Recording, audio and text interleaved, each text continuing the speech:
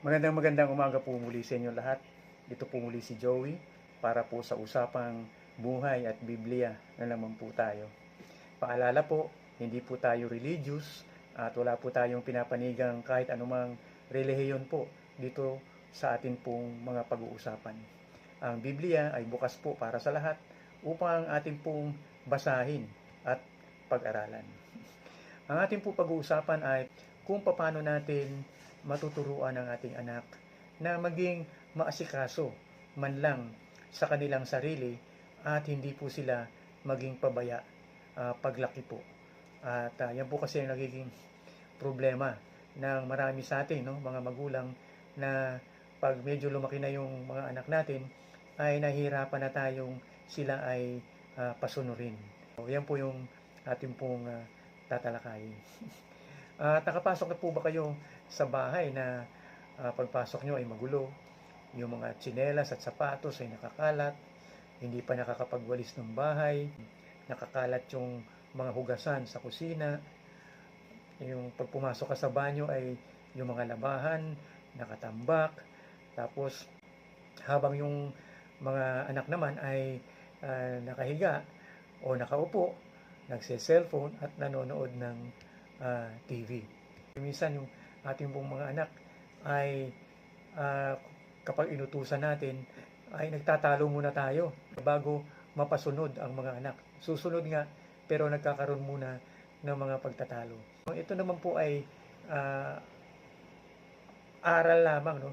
Baka makakuha po kayo ng konting kaalaman o idea kung paano po natin tuturuan ng ating mga anak.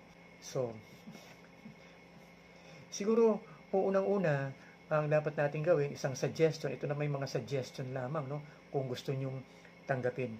Siguro, ang pinakaunang-una ay dapat turuan muna natin ang ating pong mga anak na asikasuhin muna nila yung kanilang sarili. No, pansariling pag-asikaso na lang muna. Halimbawa, 5 years old, 6 years old, 7 years old, natuturuan na po yan. No? Pero dapat ay pang-sarili muna. Huwag muna yung pangkalahatan. Halimbawa, yung bata ay paglalabahin mo ng mga damit nyo, ay wag po, abuso po yan. No? Hindi po tayo nagtuturo dito ng pag-abuso para sa bata. Siguro ang unang-una natin ituro ay yung pansarili lang muna nilang pag-aasikaso. No? Katulad halimbawa, nung pagsisipilyo, no? 5, 6, 7, dapat sila ay marunong na magsipilyo, tinuturuan na natin. No? At bago matulog, anong mga dapat nilang gawin? Dapat ba silang maghugas na ng paa? No? Magbihis?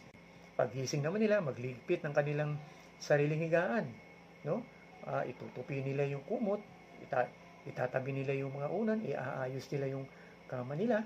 So, pwede na pong i-train yung ating pong mga anak kahit na po sila ay bata pa sa mga ganyang gawain. Yung iligpit, yung kanilang sariling laruan. Siyempre, maglalaro sila. Minsan, iniiwan-iwan na lang yung kanilang mga laruan kung saan-saan, sa sala. Minsan, naapakan na natin. So, siguro po, ang mas magandang i-train natin yung mga bata na iligpit nila yung kanilang laruan. No? Ilagay sa tamang lalagyan. At kapag dumating sila sa eskwela, yung kanilang mga gamit ay huwag nilang kung saan-saan itatambak, no? Huwag nilang kung saan-saan iiwanan kasi minsan yung mga bata ganyan talaga eh. Pag galing sa eskwela ay kung saan-saan na lang tinatapon yung mga gamit, no? At ilagay yung tamang damit sa tamang lalagyan kapag nagbibihis. So, yan po yung mga ilan sa mga dapat nating ituro. Mas mabuting turuan na muna natin yung mga bata o yung mga anak natin sa ganyang edad na asikasuhin muna yung kanilang sarili. Ikalawa, ito importante po ito. Minsan ito po yung kulang na kulang nating mga magulang. Yung pong dapat nating ituro kung bakit nila ginagawa yung bagay na yun. Halimbawa, yung pagsisipilyo. Bakit sila nagsisipilyo? Hindi yung basta nagsisipilyo lang. No? Kasi kung hindi nila alam yung value ng kanilang ginagawa, ay hindi nila alam kung ano yung pakinabang nito sa sarili nila. So, dapat alam nila kung bakit nila ginagawa yon. Dapat ituro natin na kapag hindi sila nagsipilyo, pwedeng mabulok yung kanilang ngipin. at mawalan sila ng ngipin sa harapan, hindi na magandang tignan. O, halimbawa, kapag bago sila matulog, no, dapat alam nila kung bakit sila naghihilamos, bakit sila nagliligo, bakit sila naghuhugas ng paa, bakit nila ginagawa yon. Hindi yung basta inuutos lang natin. Kasi pag ano inuutos lang natin, parang utos lang. Dapat ituro po natin na maigi at ipaliwanag kung bakit nila yun ginagawa. Halimbawa, pagising naman, iligpit yung higaan. Ituro mo kung bakit nila ginagawa yun. Maaring ito ay marumihan, malikabukan, o kaya makita ng may makakita na pangit tingnan, no? So, yung mga pinaghubaran nila pag sila'y kagagaling lamang sa banyo at naligo, huwag kung saan-saan itatambak, no? Minsan iniiwan lang sa banyo, basa pa, minsan isinasabit lang kung saan-saan. Sabihin natin pangit tingnan, baka may makakita, hindi magandang tingnan at nakakahiya. Halimbawa, yung pagliligpit ng laruan nila pagkatapos sila maglaro. Bakit natin pinaliligpit sa kanila? Para hindi mawala at kapag naglaro muli sila, ay nandyan lang yung kanilang mga laruan at hindi na rin masira. So, may pakinabang sa kanila. Kaya natin tinuturo para malaman nila na ito ay may pakinabang sa kanila. Ano ang benepisyong makukuha nila kapag ginawa nila yon.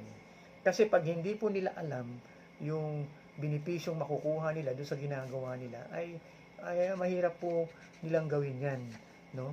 O, katulad halimbawa yung apo ko, minsan sumasakay po yan sa sasakyan ko pag pumupunta rito sa bahay. Minsan pinauupo ko siya sa harap. Tinuruan ko na siya paano magsara ng pinto, paano mag-seatbelt. 4 years old lang yun, no? Nung tinuruan ko siya. At huwag siyang gagalaw ng kahit ano-ano doon kasi delikado. Pati yung hazard light, tinuro ko na rin sa kanya para kung sakaling nagkaroon ng emergency ay pindutin niya lang yung hazard light na yun. At yun, kapag siya ay sumasakay na ng sasakyan, automatic nagsi-seatbelt na siya at nilalak na kagad niya yung pinto. At siya na mismo yung nagsasabi sa akin na Tatay Lo, pakilak mo na yung pinto mo, hindi pa nakalak. So ganun po, no? Madali naman turuan ng bata kapag naipaliwanag mong mabuti yung mga dapat gawin.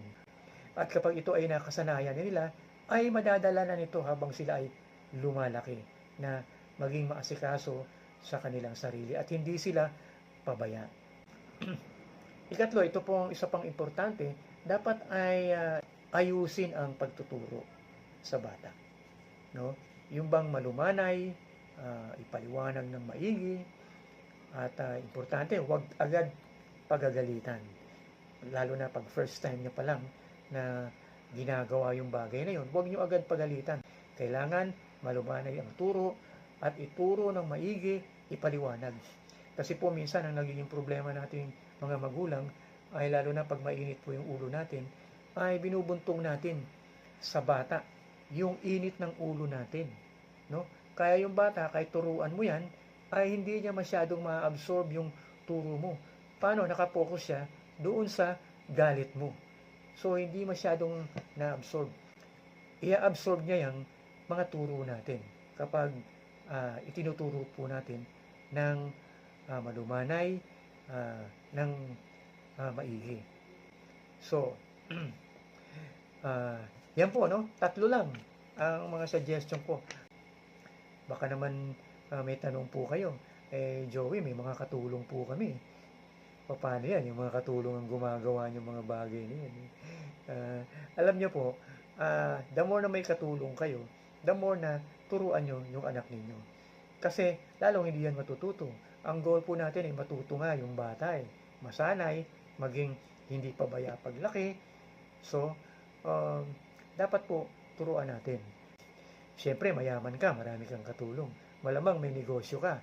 Kanino mo naman ipamamana yung negosyo mo? O di sa mga anak mo rin, ang sabi nga, policy begins at home. Di ba? Joey, gaano ba ka-reliable yung tinuturo mo? Reliable po yan. Kasi alam niyo kung bakit. Ako mismo ay may sariling karanasan din. Marami po akong anak. No? Meron akong mga anak na naturuan. Maayos naman. No? At maasikaso. At Gusto niya diretso, ayaw niya ng balubaluktot. Magagalit yung pagbaluktot. Meron din naman akong mga anak na hindi ko masyadong natutukan.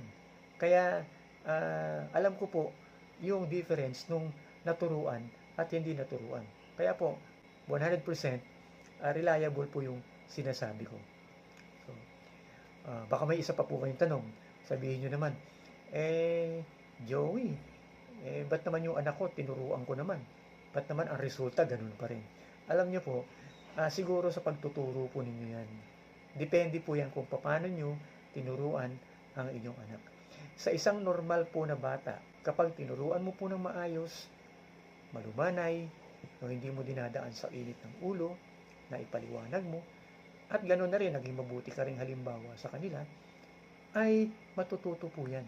Hindi po ako naniniwala na hindi po yan matututo. Katulad po ng sinasabi doon po sa aklat po ng Proverbs, no? Chapter 22, verse 6. Anong sabi po ron?